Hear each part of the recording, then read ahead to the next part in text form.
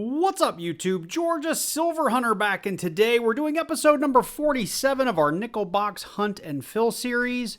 As you can see, I've already opened these boxes at the bank, or at least this one box at the bank, and you can see that we've got a nice circulated box of nickels to get through. We will be looking for everything from V nickels to Buffalo nickels to Silver War nickels to just anything that's odd or interesting.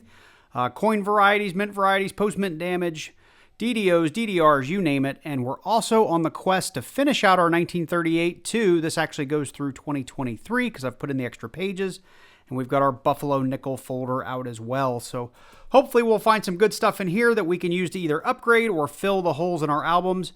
This guy's pretty much only missing proofs and about 4, 5, maybe 6 other coins. So it's almost done. And we're missing a whole lot of Buffalo nickels. So I'm excited to get into this box. So let's jump into it.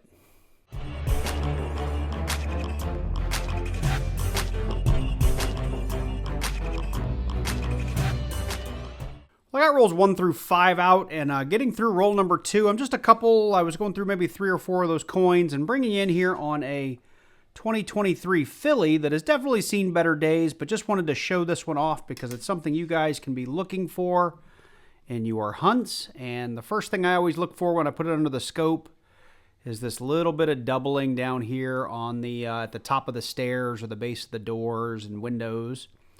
That's usually a pretty good sign that you're going to find some doubling down here in the word Monticello.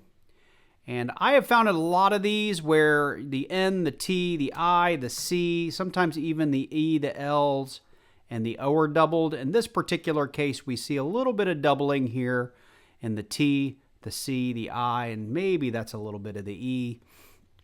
I don't think these are going for too much money. I'll check it out on eBay and see if any of these are selling and if we have any comps for anything just like this. But still kind of neat to find, and it's something that I always look for in my 2023 Phillies. And looking here, we got a little bit of doubling up here in the O as well. So pretty cool. So we're getting through roll number 3, and it ended up being the very last nickel, and it's pretty beat up. But we've got ourselves what looks like a 1958 when I first saw it.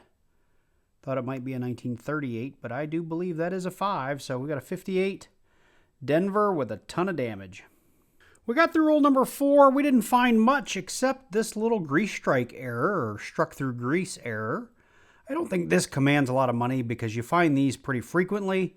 It's a 1982P. This is also one that I believe there's a pretty good die cut that I've found in the past, and it's I won't say common, but something out there that you can look for. But you can see all that grease in the In God We Trust and the Liberty in 1982.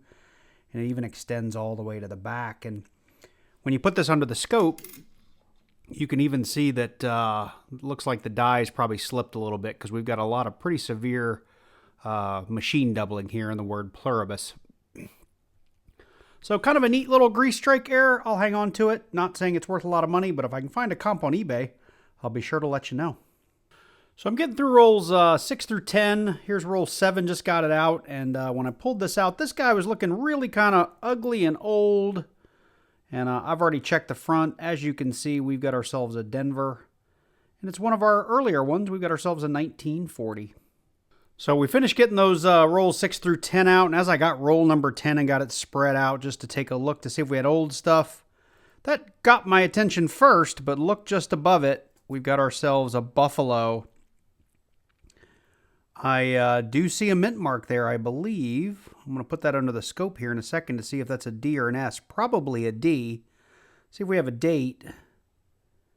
And we've got a partial date as well. That looks like maybe a 1929 Denver. Let's see here if we can see it a little better under the scope.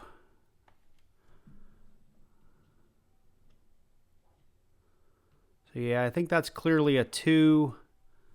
Well, and a 9. That would be my guess. And when we look on the back here, definitely going to be a Denver.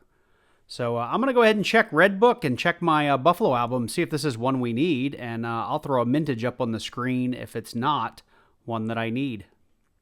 Getting through rolls 11 through 15, and I was going to wait till I got all 5 rolls out, but getting through roll 12 here, we got a foreign that popped out, and in roll 11, we got a couple of oldies just looking at the edges. So I thought I'd go ahead and bring in here because the Republic de Panama jumped out. We got ourselves a 1982. It is a 5-cent piece. Centísimos de Balboa. So pretty cool. We're kind of getting towards the fill of the board. We got a foreign, we got a Buffalo, we got some 40s, we got some 50s. We even have a couple of DDRs. And when we come back here to roll 11, let me see if I can find it through the camera here. That guy looked really old. So that's a 49. See if we got a 49 Philly. We'll put that up there. And there was at least one more that looked a little bit old. There we go. There's a 59. Yep, that is a 59, and we've got ourselves a Denver. So pretty cool. There may be some more in there, but those jumped out at me. And I'll go ahead and get the next 3 rolls out, and I'll bring you in as we find more things, if there are more things in those 5 rolls. So we're getting through roll number 18, 19, and 20. We've come across our next find. This one came up obverse facing. We've got ourselves a 1957.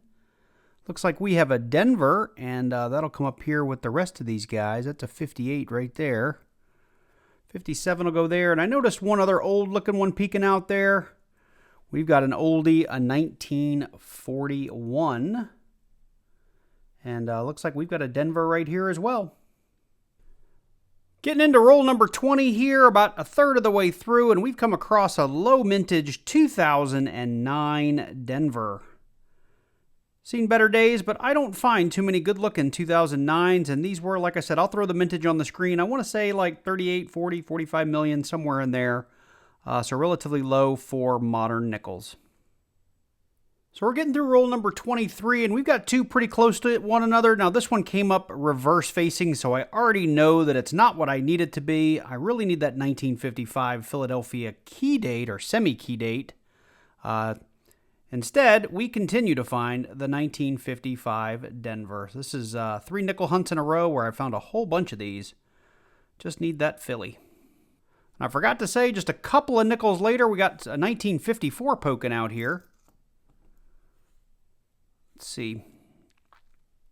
The 1954D does have a repunched or over mint mark. That's possible. We got the Denver, so let's check it out. See if that mint mark looks interesting. And it doesn't, so just a 1954D for the hunt. Getting through rolls 31 through 35, bringing you in here on roll number 33. We have our next find. This time we've got ourselves a 1947, which is another Henning nickel year. Let's check that R. Nope, no counterfeit here. So we're getting through rolls 41 through 45, actually bringing you in here on roll 44 for our next find. We got ourselves a 1946, which is again a Hennig nickel if it's a Philly, or could potentially be a Hennig nickel. And it is, and the typical markers, as I've talked about numerous times, we'd have that little loop in the base of the R or a die crack above the building. I'll weigh this off camera. If it's over the 5 grams, I'll bring you back in. Otherwise, I would say we just have a standard 1946 nickel. Well, that's going to do it for the hunt, and for a 1-box hunt, we found a fair number of things, and I brought you in for most of it, but not all of it, so I'm going to go through it again quickly here. We'll start with our foreign. We did get a 5 centésimo from the Republic of Panama, dated 1982. We did come across a single Indian head, a Buffalo nickel. There we go. Thinking of pennies here. And I was excited because we did have a date. We've got a 29, so it'd be a 1929, and we do have the Denver. So this nickel, of course, has seen better days, but this is typically what our Buffalo nickels look like in circulation these days. As far as our old coins from 1940 to 1959, I'm not going to read off mint marks, but we did have a couple of 40s, 41, 46, and 2 47s. In any of these years that were Hennig nickels, I called them out throughout the hunt, and each and every one was checked to ensure that they were just standard nickels. Couple of 48s, 51, couple of 53s, 54, 55. That's a Denver, not a semi-key. We get a couple of 57s, 58s, and 59s. We did come across one low mintage 2009 Denver. And this grease strike, which I called out early in the hunt, I'm not sure it's worth a whole lot of money, but it's kind of interesting, so I'm going to go ahead and hang on to it. Because lately, anytime I find something that's obvious mint damage, I do want to hang on to it and see if perhaps it's worth something with a little bit more research. Down here, we did come across a bunch of 2023 fillies. Each one was slightly different, but they all represented the same double die reverse, where we had some doubling down here in the words or the letters of Monticello. Like you can see, we've got some doubling here in the N and the T.